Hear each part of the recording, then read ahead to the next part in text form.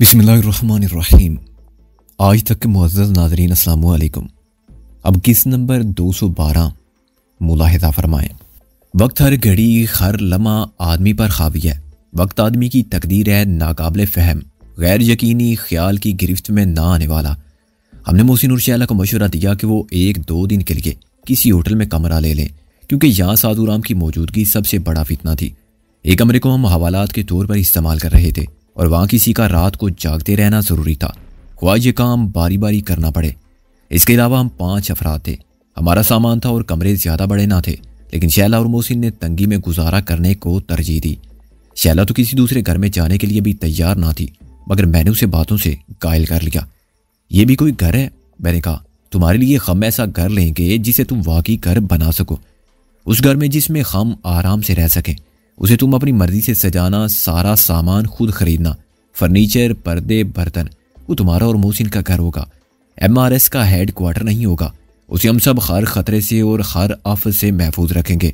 जब हम वहाँ आएंगे तो अपने साथ कोई मसला नहीं लाएंगे। वहाँ हम प्यार लेकर आएंगे, खुशी लेकर आएंगे। जैसे कि भाई अपनी बहन के घर जाते हैं तो खाली हाथ नहीं जाते, उस्ताद डैडी ने कहा। हाँ, और हम सुख, चैन, खुशी और आराम के लिए वहाँ आएंगे। मैंने कहा, हमारी जिम्मेदारी अब बहुत बढ़ गई है।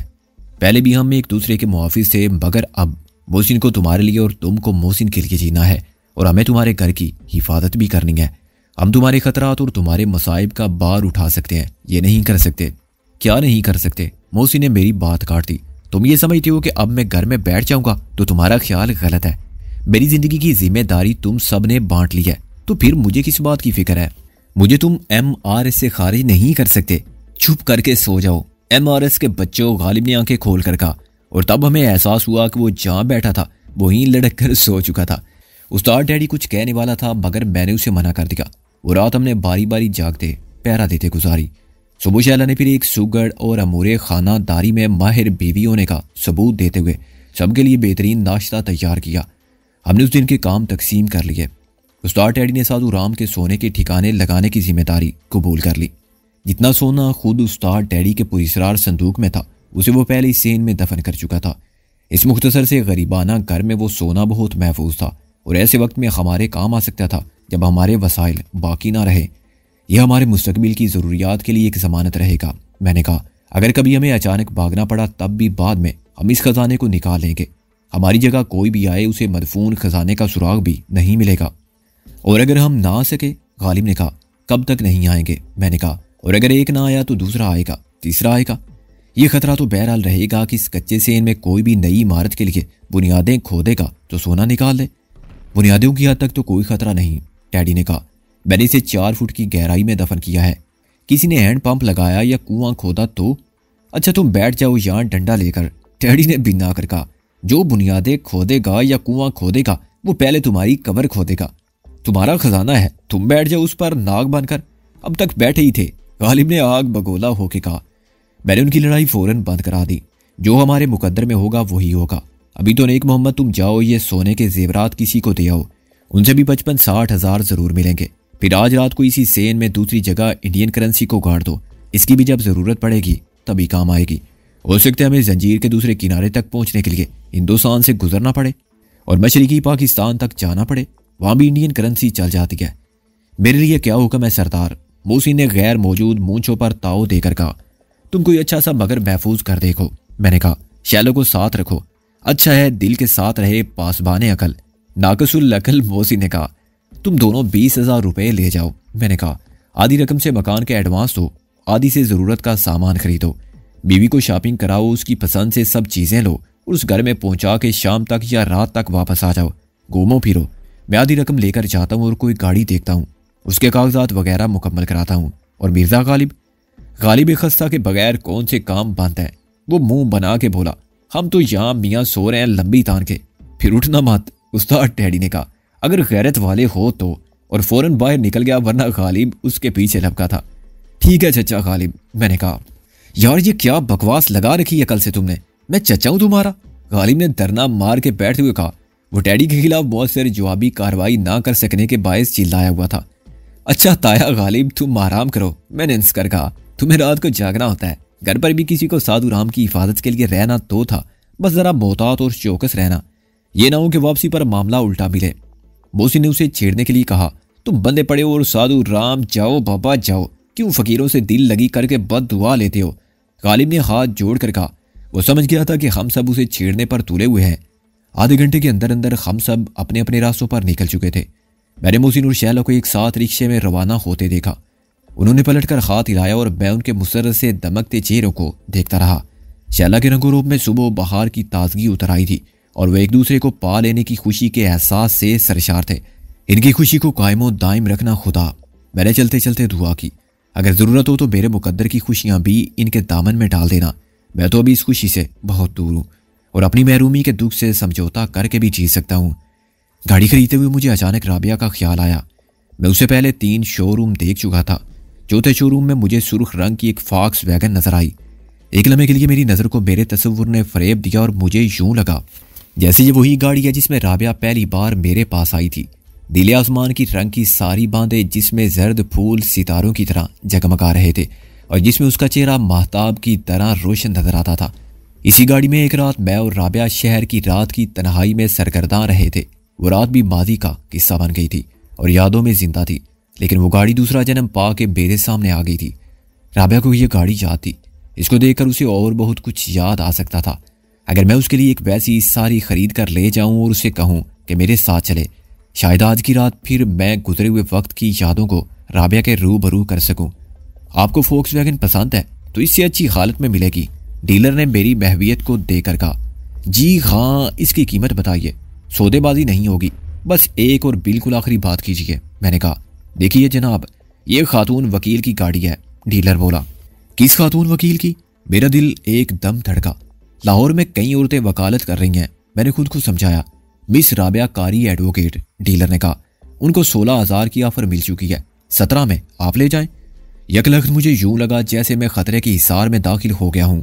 वो डीलर भी यकीनन एक शिकारी था या किसी शिकार का एजेंट था। ये कोई धोखे का जाल था, वरना यह कैसे हो सकता था कि जो गाड़ी बम के धमाके से पुर्जा पुर्जा हो गई हो वो अपनी असल सूरत में फिर नमूदार हो जाए और उसके हुकूक के मलकियत, रजिस्ट्रेशन नंबर वगैरह सब वही रहे। मैंने अपनी बेनियाजी का पूरे एतमाद अंदाज बरकरार रखा और गाड़ी को हर तरफ से घूम फिर कर देखने के बहाने चारों तरफ एक निगाह डाली कि खुदा न खासा मेरे आसपास दुश्मन चेहरे नजर आए तो मैं जंग के लिए तैयार हो जाऊं। इसके कितने ओनर थे पहले? मैंने अपनी जानिब का दरवाज़ा खोल के अंदर झांका। अंदर सीट कवर तक वही थे। ये फर्स्ट ओनर कार है साहिब, डीलर बोला। मालिक क्यों बेच रही हैं? मैंने कहा। उन्होंने जापानी कार ले ली है, टोयोटा कोरोना मार्क 1, डीलर बोला। हाई सी, आप उनसे वाकिफ मालूम होते हैं? मैंने कहा। कहाँ से मिल सकती हैं वो? उनसे मिलकर आपको क्या लेना है? डीलर बोला। गाड़ी पसंद कीजिए और ले जाइए। मैं मुस्कुराया। आप तो कमीशन एजेंट हैं जिसकी गाड़ी है, उनसे ट्रांसफर लेटर तो लेना ही होगा। वो हमारे पास है, ओपन लेटर, वो बोला। हम उनको रकम अदा करके तमाम कागजात ले चुके हैं, आपको ट्रांसफर करा देंगे अपनी जिम्मेदारी पर जनाब। वो मैं करा लूंगा, मैंने कहा और अपनी नज़र हर तरफ रखी। शोरूम के आसपास कोई भी नहीं था। आप मुझे कागजात दिखा दें। डीलर अंदर गया और कागजात उठा लाया। ये ओरिजिनल कागजात थे, उसी गाड़ी के कागजात थे जो राबिया के पास थी। मुझे शामत आमाल शान ले आई थी। मैं सब समझ रहा था मगर मजबूर था। मैं इस गाड़ी को छोड़ नहीं सकता था। आप इसका इंजन नंबर और चेस नंबर चेक कर लें, डीलर ने कहा। मैंने अनाड़ीपन का मुजाहिरा किया और इंजन में नंबर तलाश करने के बहाने उसके पुर्जों को पहचानने की कोशिश करता रहा। राबिया की गाड़ी के ऊपर क्लीनर पर दरमियान में एक टेंट था, उसमें नया कार्बोरेटर डाला गया था। उसके कॉइल पर सफ़ेद स्प्रे से पेंट था। जो इंजन मेरे सामने था उसमें ये पहचान की निशानियां नहीं थी, लेकिन इंजन पर नंबर वही था। आखिरी चीज चेसिस नंबर था। चेसिस का नंबर फॉक्सवैगन में पीछे वाली सीट के नीचे होता है साहब, डीलर ने कहा। गाड़ी का दरवाजा खोल के ड्राइवर की सीट को आगे झुकाया और पीछे वाली सीट उठाई। अंदर रोशनी कम थी मगर मैंने जालसाजी के निशानात देख लिए। ये किसी दूसरी गाड़ी का चेसिस था जिसे रगड़ कर मिटाने के बाद उसी जगह नए नंबर पंच कर दिए गए थे। मेरा जहन बड़ी तेजी से किसी नतीजे पर पहुंचने की कोशिश करने लगा। धमाके से गाड़ी का चेसिस तबाह हो गया था और बॉडी के पर खचे उड़ गए थे। चेसिस और बॉडी दोबारा नहीं बनाए जा सकते थे। इंजन पीछे था, इसको जुज़वी नुकसान पहुंचा। इंजन के बाहर के हिस्से यकीनन तबाह हो गए होंगे, वायरिंग, डिस्ट्रीब्यूटर, कैप और कवाइल, सेल्फ और कार्बोरेटर वगैरह, लेकिन दरमियानी हिस्सा जिसमें स्पार्क प्लग लगते हैं और नंबर होता है महफूज रहा होगा। किसी ने उसी हिस्से के साथ बाकी सब पुर्जे डाले। बॉडी किसी और गाड़ी की थी, इसका असल नंबर मिटा दिया गया और राबिया की गाड़ी का चेसिस नंबर पंच कर दिया गया। कागजात शायद गाड़ी को तबाह करने वालों ने पहले ही निकाल लिए थे। अब उसी नंबर और नाम से दूसरी गाड़ी खड़ी कर दी गई है। इसकी नंबर प्लेट भी नई बनवा कर लगा दी गई और अब चेकिंग हो तब भी कोई नहीं कह सकता था कि जालसाजी कहाँ हुई है। चेकिंग में भी देखने वाले सिर्फ कागजात देखते हैं, रजिस्ट्रेशन और ownership certificate, insurance, driving licence, engine number कौन देखता है। और गाड़ी में बैठे हुए लोगों को बाहर निकाल के सीट के नीचे जाली और असली नंबर के फर्क को देखने का सवाल ही पैदा नहीं होता। लेकिन जो सवाल मेरे जहन में था वो कुछ और था। ये सब कार्रवाई किसने की थी? किस कबाड़िए ने गाड़ी का ढांचा उठा लिया और किसी मैकेनिक को बेच दिया? नहीं, मैकेनिक को जालसाजी करके ख़त्म हो जाने वाली कार को फिर जिंदा करने की क्या ज़रूरत है? और फिर कबाड़िए ने कागजात कहाँ से हासिल किए? ये काम तो उसी ने किया जिसने कागजात चुराए थे। बोले साहब स्टार्ट करूं गाड़ी? डीलर ने मेरे तजब्जुब को देकर कहा करो। मैंने सर हिलाया। डीलर ने चाबियां मेरी तरफ बढ़ाई। आप ट्राई लें, चक्कर लगाएं। नहीं, तुम चक्कर लगा के दिखाओ, मैंने कहा। मेरे ध्यान में इग्निशन के साथ ही धमाका होने का ख्याल भी था। अगर ये दिलावर एंड कंपनी का एजेंट था और ये चक्कर उन्होंने चलाया था तो ये सब कुछ हो सकता था। आप साथ तो बैठे हैं, डीलर ने कहा। उसने फर्ज कर लिया था कि मुझे ड्राइविंग नहीं आती या मैं खरीदने से पहले किसी गाड़ी को ड्राइव करने का रिस्क लेने वालों में नहीं हूं। मेरी इनकार ने उसे हैरान किया। मैं अकेला गाड़ी ले जाऊं और चला के ले आऊं? वो बोला। ऐसे आपको क्या पता चलेगा साहेब? पता चल जाएगा, मैंने कहा। गाड़ी चलेगी तो चलती हुई नजर आएगी, चलती का नाम गाड़ी। मेरा जवाब सख्त अहमकाना था, लेकिन मैं डीलर का रद्द अमल देखना चाहता था। उसने हैरानी से सर हिलाया और गाड़ी में बैठ गया। बिला इरादा मैं चंद कदम पीछे हट गया। उसने दरवाज़ा बंद किया और चाबी निकालकर मेरी तरफ देखते हुए मुस्कुराया। फिर उसने इग्निशन स्विच में चाबी लगाई। मैंने यहाँ से गाड़ी के कागजात नीचे गिरा दिए और उन्हें उठाने के बहाने नीचे झुका। इस तरह मैं कम से कम 6 गाड़ियों के पीछे हो गया। मैं भी झुका हुआ ही था कि मैंने इंजन के गरजने की आवाज़ सुनी। मैंने बेयकीनी में चंद सेकंड गुजारे और फिर आहिस्ता आहिस्ता सीधा हो गया। गाड़ी कतार से निकलकर सड़क पर चली गई। कोई धमाका ना होने से मुझे खिफसी महसूस हो रही थी। मेरे ध्यान में मार धाड़, कत्ल, गारत करी से भरी हुई फिल्मों के मनाजर थे, जासूसी नावलों के सीन थे और वो सब कुछ था जो अफसानवी लगता था मगर मेरे साथ हो चुका था। गाड़ी मेरी नज़रों के सामने सड़क पर जा रही थी और मैं उसे बेवकूफ़ों की तरह देख रहा था। न जाने क्यों अब भी मुझे किसी अनहोनी के खोने की उम्मीद थी। मुमकिन है गाड़ी के पहिए निकल जाएं या उसके ब्रेक फेल हो जाएं, लेकिन ऐसी कोई बात ना हुई। गाड़ी जो मेरी नज़रों से ओझल हो चुकी थी किसी राउंड अबाउट से लौटी और फिर मेरी आंखों के सामने से मगर दूसरी जानिब की सड़क पर दौड़ती हुई गुजरी। डीलर ने मुझे मुतवज्जो करने के लिए हाथ हिलाया और सीधा गुजर गया। 4 मिनट बाद वो दाईं तरफ से नमूदार हुआ। उसने गाड़ी को मेरे सामने फातिहाना अंदाज में यूं रोका जैसे वो किसी तजरिबाती खलाई परवाज के बाद कामयाब लौटा है। उसने चाबी मेरे हाथ पर रख दी। अब क्या ख्याल है जनाब? वो बोला। A1 गाड़ी है, अगर आप मेरी माने मैंने तुम्हारी मान ली है, मैंने कहा और जेब से 10-10 हज़ार की 2 घड़ियां निकाली। इसमें से 3,000 अलग किए और बाकी उसे थमा दिए। गिन कर अपनी तसल्ली कर लो और मेरे साथ चलो। मैं चलूं? कहाँ साहेब? वो रकम गिनते हुए बोला। रसीद तो मैं अभी देता हूँ। तुमने कहा था कि रजिस्ट्रेशन ऑफिस तक तुम्हारी जिम्मेदारी है, मैंने कहा। वहां कोई घपला होगा तो कौन जिम्मेदार होगा? जिम्मेदारी तो हम लेते हैं, लेकिन मेरा कमीशन तुम्हारी वकील साहिबा को 16 की ऑफर मिली थी, उनको 16.5 दो, बाकी तुम्हारा कमीशन, मैंने कहा। और अब चलो। उसने रकम अपने ऑफिस की तिजोरी में बंद की और मेरे साथ बैठ गया। मुझे वो आदमी बिल्कुल बेजहर लगा।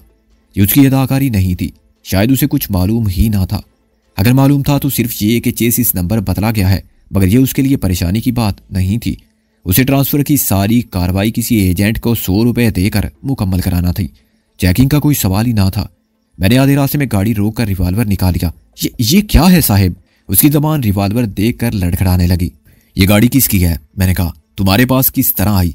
सच सच बता दोगे तो छोड़ दूंगा, वरना तुम्हारी लाश गिरा के निकल जाऊंगा। उसने बावाज़े बुलंद कलमा पड़ा। देखे साहिब, जिसने गाड़ी दी थी उसने इतना ही बताया था। वो खातून एडवोकेट मर चुकी है, मैंने कहा। कागजात असली हैं, इंजन भी वही है, मगर बॉडी वो नहीं है। चेसिस का नंबर बदला गया है, मगर रंग, नंबर प्लेट, सीट कवर सब वही है। वो भूंज कर रह गया। आपने देख लिया था कि नंबर में गड़बड़ है? कसम खुदा की कसम मत खाओ। मैंने रिवाल्वर उसकी पसलियों में चुभो दिया। नाम बताओ उसका जो ये गाड़ी लाया था। मैं 10 तक गिनूंगा। शाह मेरे खुदा, अब किधर जाऊं? वो बिल बिलाने लगा। लालच ने मरवा दिया मुझे साहिब, मैं उसको नहीं जानता। लेकिन एक और शख्स भी उसके साथ आया था जो उसको उस्ताद पीडरू कह रहा था। उस्ताद पीडरू? मैं बुरी तरह चौंका। तुमको अच्छी तरह याद है? बिल्कुल साहेब, ये नाम जरा अजीब लगा था मुझे। इस नाम की तो एक इंडियन फिल्म थी, डीलर बोला। उसमें शेख मुख्तार के साथ बेगम पारा थी, इसलिए मुझे याद रह गया। उन्होंने कहा था कि 15 से ऊपर जितने मिले मेरे, लेकिन उन्होंने कहा था कि खरीदार को वही बताना है जो हम कहें, और जब कोई इस किस्म का खरीदार आए उन्होंने आपकी तस्वीर दिखाई थी साहब, तो हमें बता देना। तुम उनको कैसे बताते? मैंने कहा वो अपना पता या फ़ोन नंबर कुछ दे गए थे, मगर पहले उस्ताद पीटरू का हुलिया बताओ। डीलर ने जो हुलिया बताया वो बिल्कुल ठीक था। वो हर शाम मालूम करने आते हैं या उनका फ़ोन आ जाता है। मेरे अंदेशे बेबुनियाद ना थे। शिकारी जाल फैला के इंतज़ार कर रहे थे। शिकार का फंस जाना कभी यकीन नहीं होता, लेकिन कामयाब शिकारी का सब्र और हौसला कभी ख़त्म नहीं होता। मिलाकर वो अपने मकसद में कामयाब रहे थे। उन्हें मालूम हो चुका था कि हम पुरानी गाड़ियां खरीदते हैं, उन्हें बदलते रहते हैं और छोड़ भी देते हैं, मगर उससे ज़्यादा अहम बात यह थी कि वो लाल रंग की स्फॉक्स वैगन से मेरी जज्बाती वाबस्तगी को समझते थे। उनका यह ख्याल दुरुस्त था कि कभी मैं इस गाड़ी के सामने से गुजरूंगा तो मेरे कदम खुद ही रुक जाएंगे। डीलर को उन्होंने जो समझाया था उसमें कोई बात गलत या खतरे की ना थी, क्योंकि कागजात असली थे और उन पर वायद ओनर का नाम भी वही था जो उसने बताया था। इस सौदे में वो 2000 बना चुका था, जो चेसिस नंबर के फ़र्क को छुपाने और ख़रीदार के बारे में ये इतला देने के बहुत थे कि वो तस्वीर वाला ही था। बाकी काम उस्ताद पीटरू या उसके साथ ही कर सकते थे।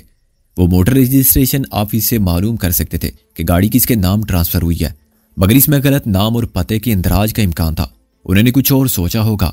गाड़ी के सही आदमी के हाथ फरोख्त होने की इतला पाते ही वो एक तरफ पूरे शहर में अपने जासूस चमचों को होशियार कर देते, तो दूसरी तरफ पुलिस को इतला कर देते कि उनका मुजरिम बड़ी शान से इस नंबर की लाल फॉक्स वैगन में घूम रहा है। 24 घंटे के अंदर अंदर मैं पकड़ा जाता या मारा जाता। 2000 तुमको मुबारक हो, मैंने कहा, लेकिन 2000 से ज्यादा जिंदगी जो मैं तुम्हें बख्श रहा हूं, सिर्फ एक शर्त पर, तुम उस्ताद पीटरू को कुछ नहीं बताओगे। मगर वो पूछेंगे कि गाड़ी कहाँ गई, कहना कि उसे चौधरी नेमतुल्लाह मालिक बेमिसाल टेक्सटाइल मिल ने खरीदा है। मैंने कहा क्या कहोगे? डीलर ने लफ्ज बलफ्ज वही दोहरा दिया जो मैंने कहा था। शाबाश, अगर तुमने जरा भी गलत बयानी की तो मुझे मालूम हो जाएगा, मैंने कहा, और फिर तुम्हें भी मालूम हो जाएगा कि तुमने 2000 में बीवी को बेवा और बच्चों को यतीम कर लिया। उस्ताद पीटरू ने यह तो नहीं कहा था कि गाड़ी किसी और को नहीं बेचनी है। नहीं जी, ये तो नहीं कहा था। डीलर ने खुश्क लबों पर जबान फेरी। फिर तुम्हारे लिए खतरे की कोई बात नहीं, मैंने कहा, बस ये हरगिज मत कहना कि गाड़ी उसी ने ली है जिसकी तस्वीर थी। इसके अलावा तुम जो चाहो कह दो, कुछ भी नाम बता दो और जो हुलिया चाहो बयान कर दो, मुझे फ़र्क नहीं पड़ता। मुझे लाइलपुर या एबटाबाद का पता बताना चाहो तो मुझे एतराज़ नहीं, लेकिन मेरा असल हुलिया बताया या इस गुफ्तगू का हवाला दिया जो इस वक्त हो रही है तो फिर वही होगा जो अभी नहीं हुआ। तुम शरीफ आदमी हो, लालच में ये भूल गए थे कि ये बड़े बदमाशों की जंग भी हो सकती है। हाथी लड़ते हैं तो अशरातुल अर्ज़ पिस जाते हैं। तुम अपने 2000 रखो और खुदा का शुक्र बजा लाओ कि सच बोल के बच गए। झूठ बोलकर जनाब, वो बोला, झूठ तो अब बोलोगे, अभी तक नहीं बोला है, मैंने कहा, और उसको 2000 रुपये पकड़ा दिए। ये मेरी तरफ से, मैं भी तुमसे जो काम ले रहा हूँ उसका मुआवजा अदा कर रहा हूँ, और अगर काम मेरी मर्जी के मुताबिक ना हुआ तो सिर्फ एक चीज़ लूँगा, तुम्हारी जान। अब उतर जाओ और चल पड़ो। वो नीचे उतरा और वापस चल पड़ा। उसकी चाल देखकर मुझे भी हंसी आई और ये यकीन भी आया कि वो अपनी जान बचाने के लिए झूठ ज़रूर बोलेगा। वो हद से ज़्यादा दहशत ज़दा था। वो कभी नहीं कहेगा कि गाड़ी वही शख्स ले गया है जिसकी तस्वीर दिखाई गई थी। यह अलग बात है कि उस्ताद पीटरू भी उसके सीने पर रिवाल्वर रखते और उसे सच बोलने पर मजबूर कर दे। उसे फैसला और इंतखाब तो करना ही पड़ेगा कि किसके हाथों मारा जाए। समझदार होगा तो दूसरे बदमाश से निमटने का बंदोबस्त पहले से कर लेगा, जो मैंने गाड़ी स्टार्ट करते हुए सोचा। इस गाड़ी को लेकर फिरने में खतरा था, मगर फौरी नहीं। मैंने ये 19,000 रुपये का जुआ खेला था, सिर्फ इस उम्मीद पर कि शायद इस गाड़ी में मेरे साथ जाके राबिया का ज़हन अपने मादी के मानूस रास्तों को और आशना लम्हों को पहचान ले। ये मकसद हासिल हो जाता तो मैं समझता कि 19,000 की बाजी मैंने जीत ली। राबिया की एक पुरानी मोहब्बत भरी मुस्कुराहट पर ऐसी 19,000 को मैं 19,000 बार कुर्बान कर सकता था। अगर मैं अपने मकसद में नाकाम रहा तो मैं क्या करूँगा, यह मैंने अभी तय नहीं किया था। शायद मैं गाड़ी को एक टाइम बम के साथ चौधरी दिलावर के दरवाजे पर छोड़ाऊंगा और धमाका होगा तो वो खुद ही मेरे पैगाम को समझ लेगा। फिर मुश्किल में वो कार डीलर पड़ेगा जो मुझे सेल्समैन लगता था। उस्ताद पीटरू से झूठ बोलने की सजा देगा। उसने खुदा से ठीक फरियाद की थी कि मैं किधर जाऊं। अब वो सच भी ना बोले और झूठ भी ना बोले तो फिर क्या बोले? बेहतर यह है कि वो कुछ ना बोले और अपना बोरिया भी सर समेट कर गोल खो जाए, किसी दूसरे शोरूम में चला जाए। लेकिन कुछ अरसा रोपोश रहने के बाद, हर गाड़ी अपनी मखसूस पहचान रखती है और जो इसे चलाता है वो गाड़ी की आदतों को जानता है। गाड़ी की पिकअप कैसी है, ब्रेक किस हद तक टाइट है और कितनी रफ्तार पर गाड़ी कम से कम कितने फासले पर रोकी जा सकती है, क्लच को कितना दबाना पड़ता है। इसके अलावा ये कि इंजन या बाड़ी के किस हिस्से से कोई मखसूस आवाज़ आती है, क्यों आती है, जो गाड़ी एक ही हाथ पर रहे उसके मालिक के कान मामूली सी आवाज़ पर खुद ब खुद खड़े हो जाते हैं। राबिया की गाड़ी भी इतना अरसा मेरे पास रही थी कि मैं उसकी चाल पहचानता था और उसके इंजन की आवाज़ को समझता था। इस गाड़ी को चलाते हुए मुझे यूं लगा जैसे ये गाड़ी धोखेबाज है। इसने मेकअप से राबिया की पुरानी फॉक्स वैगन की सूरत बना ली है, लेकिन जैसे कोई एक्ट्रेस माहिर तरीन मेकअप मैन के हाथों राबिया की शक्ल सूरत इख्तियार करके उसी के लहजे में बात करके और उसी के अंदाज़ो एतवार अपना के भी राबिया नहीं बन सकती, ऐसे ये गाड़ी ज़ाहिर की मुशाबत से मुझे धोखा देने में नाकाम थी। फिल्म बनाने वाले और देखने वाले सब ही जानते हैं कि यही एक्ट्रेस जो देहाती लड़की का किरदार अदा कर रही है फलां फिल्म में क्लब डांसर बनी थी, मगर दोनों फिल्मों को यकसां दिलचस्पी देखने वालों के ज़हन में ज़ाहिर की हकीकत को तस्लीम करते हुए कहानी और फिल्म के तासर को कबूल करते हैं। मुझे उम्मीद थी कि राबिया इसको देखने के बाद खुशगवार नताइज से गुजरेगी। डॉक्टर लतीफ़ के घर जाते हुए मुझे उस्ताद पीटरू पर हाथ डालने के इस मौके के ज़ाया हो जाने का भी ख्याल था। मैं यह भी कर सकता था कि अभी कार डीलर को सिर्फ 5,000 का बयाना अदा करता और उससे कहता कि बाकी रकम मैं शाम 6 बजे अदा करूँगा। शाम 6 बजे या रात को इस इतला को पाते ही उस्ताद पीटरू या उसका कोई हुक्म का गुलाम अपनी शिकारी फौज के साथ ज़रूर नमूदार होता। मैं जान पर खेलकर उस्ताद पीटरू को अपने साथ ले जाने की कोशिश ज़रूर कर सकता था, मगर ऐसी कोशिश में मेरी कामयाबी के इम्कानात बहुत कम थे। मेरे साथ गालिब और मोहसिन या नेक मोहम्मद के सिवा कौन जा सकता था, और वह दोस्ती में जान की बाजी लगाने से घबराने वाले लोग ना थे। मगर मुकाबले में कोई भी मारा जाता तो मुझे पीटरू की गिरफ्तारी महंगी पड़ जाती। डॉक्टर लतीफ़ के घर जाने से पहले मैंने गाड़ी को लॉ कॉलेज के सामने खड़ी हुई कितारों में शामिल कर दिया और खुद पैदल अनार कली तक गया। मेरे हुलिये में कुदरती तब्दीली इतनी ज़्यादा आ चुकी थी कि मैं खुद को बहुत पुरएतमाद महसूस करता था। खौफ अब भी था कि किसी की खुर्दबीन नज़र ने मुझे गौर से देखा तो पहचान जाएगी, मगर अनारकली की गहमा गहमी में किसी को किसी तरफ देखने की फुर्सत न थी। सब अपने काम से और अपने ख्याल में गुजरते जा रहे थे और जो चेहरे नजर आते थे उन्हें सिर्फ आंखें देखनी थी। यक्स दिमाग के कंप्यूटर तक नहीं पहुंचता था। अनारकली की भीड़ में खड़े होकर किसी शनासा सूरत को तलाश करना एक अलग बात थी और अनारकली से गुजर जाना एक मुख्तलिफ अमल था। मैं भी किसी तरफ देखे बगैर चलता गया। बानो बाजार और उसके आसपास साड़ियों की दुकानें छान लेने के बाद मैं मायूसी का शिकार होने लगा। मेरी पसंद पर पूरा उतरने वाली ऐसी साड़ी कहीं ना थी जिसकी गहरी दीली जमीन पर शोक जर्द रंग के छोटे फूलों। ऐसा गुज़िश्ता बार भी हुआ था और एक मरतबा फिर आखिरी दुकान पर मुझे साड़ी मिल गई। ये बिल्कुल वैसी साड़ी थी जैसी मैं पहले ले चुका था। आप तो पहले भी ऐसी साड़ी तलाश करते हुए आए थे। दुकानदार ने मुझे गौर से देखकर कहा, अच्छा मैम, मुझे याद नहीं कि ये वही दुकान है। मैंने बेवजह नर्वस होकर कहा। उसने यकीनन मुझे खबती समझा होगा जो एक ही औरत के लिए दूसरी बार वैसी साड़ी ले जा रहा था, या औरत को एक ही किस्म की साड़ी पेश करने के खब्त का शिकार था। ऐसी 6 साड़ियां बनी थी, ये आखिरी है। वो साड़ी को पैक करते हुए मुस्कुराया, गोया आइंदा खैर मसला ये है कि मुझे एक ब्लाउज भी सिलवाना है। मैंने सर खुजा के कहा, ब्लाउज का कपड़ा इसी में शामिल है। दुकानदार ने मुझे समझाया, हम टेलरिंग भी करते हैं, आप पैमाइश ला दें, कोई दूसरा ब्लाउज या कोई कमीज हो। ला हौला वला कुव्वता इल्ला बिल्ला। मैंने दिल में कहा, ये तो लंबा चक्कर है। अब मुझे घर जाना होगा और राबिया के सामान में से पैमाइश करके कुछ ला कर देना पड़ेगा। फिर ये टेलरिंग भी आनन फानन तो नहीं हो जाएगी। मैंने अपनी मुश्किल का जिक्र किया तो दुकानदार ने मेरी नातजुर्बाकार कारी को माफ़ करते हुए बताया कि ब्लाउज रेडीमेड भी मिल जाते हैं, बशर्ते के रंग मैच कर जाए। मेरा ये मसला एक और दुकानदार ने हल किया जो इस मामले में मुझसे ज़्यादा समझदार था। जब मैं ब्लाउज लेकर निकला तो उसने मुझे याद दिलाया कि उसके साथ एक चीज़ और होती है जो पेटी कोट कहलाती है। उसे मेरी घबराहट पर मुस्कुराते हुए पेटी कोट भी निकाला और मैंने दुकान से बाहर आकर इत्मीनान का गहरा सांस लिया कि बिलाखिर मार का सर कर लिया। हालांकि इससे पहले मेरा ख्याल सिर्फ असली बार के की तरफ था जो मुझे अभी सर करना था। शाम 5 बजे मैं गाड़ी को डॉक्टर लतीफ़ की कोठी के अंदर ले गया तो मोश पोंकता हुआ दौड़ा। मैं उसकी तरफ देखकर मुस्कुराया क्योंकि अब मैं महफूज था। वो ज़्यादा से ज़्यादा फॉक्स वैगन को काट सकता था, मगर उसने ये हमाकत नहीं की और वापस लौट गया। एसेशन नस्ल के कुत्ते कद में ऊंचे और सेहतमंद तो होते ही हैं, बोशन कुछ ज़्यादा ही बड़ा था। चुनाचे उसका नाम वाकई मुजीका खेज लगता था। अंदर से फिर वही लड़का निकला और उसने मोश को आतन डांटा। फिर वो मुझे सुर्ख रंग की गाड़ी से निकलता देखकर हैरान हुआ। उसने गाड़ी को तारीफी नज़रों से देखा। अगर कभी मैंने गाड़ी ली तो फॉक्स वैगन ही लूँगा। उसने मुझे मुतला किया, और वो भी सुर्ख रंग की, बिल्कुल ऐसी ही। बस तो फिर नेक काम में देर क्यों? मैंने कहा, यही ले लो। अभी तो मुश्किल है, वो सोचकर बोला, और ये तो आपकी है। मेरी? मैंने कहा, ये तुमसे किसने कह दिया? वो जो तुम्हारे घर में राबिया आंटी है ना, ये उनकी है। मैं समझ गया। आज ही वो मुझसे कह रही थी कि मेरे पास एक लाल रंग की फॉक्स वैगन थी। ना जाने कहाँ गई। अच्छा, और क्या कह रही थी? मैंने दिलचस्पी से कहा। और पूछ रही थी कि क्या आज सिकंदर साहब आएंगे। मैंने कहा कि मैं तो किसी सिकंदर को नहीं जानता सिवाय सिकंदर आजम के। वो हंसने लगी। मैं हैरान रह गया क्योंकि मैं तो समझता था कि उन्हें हंसी आती नहीं है। वो बोला, हंसती हुई तो वो बहुत अच्छी लगती हैं। मैंने अपने हौसले को दो चंद महसूस किया और अंदर गया तो मुझे मिसिज लतीफ नजर आई। ये बहुत बातूनी लड़का है। उन्होंने मेरे सलाम का जवाब देने के बाद कहा, बिल्कुल बाप पर गया है जी, ये बहुत एतमाद के साथ बात करता है। मैंने कहा, ये बताइए राबिया कैसी है? बहुत बेहतर। जब से वो यहाँ आई है मैंने पहली बार खुश देखा है। वो मुस्कुराई। और इस खुशगवार तब्दीली के जिम्मेदार तुम हो। मैं आज एक तजर्बा करना चाहता हूँ। मैंने कहा, डॉक्टर साहब कहाँ हैं? वो तो अभी क्लिनिक से नहीं लौटे। राबिया से मिलना है तो उनसे इजाज़त लेनी ज़रूरी नहीं है।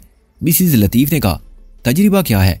वो मैं राबिया को अपने साथ ले जाना चाहता था। मैंने कहा, उसके लिए मैं कुछ कपड़े लाया था। इन कपड़ों से उसकी कुछ यादें वाबस्ता हैं। उसे बहुत सी बातें याद आ सकती हैं और मैं उसकी गाड़ी भी लाया हूँ जो उसकी नहीं है। तुम कुछ कंफ्यूज हो रहे हो।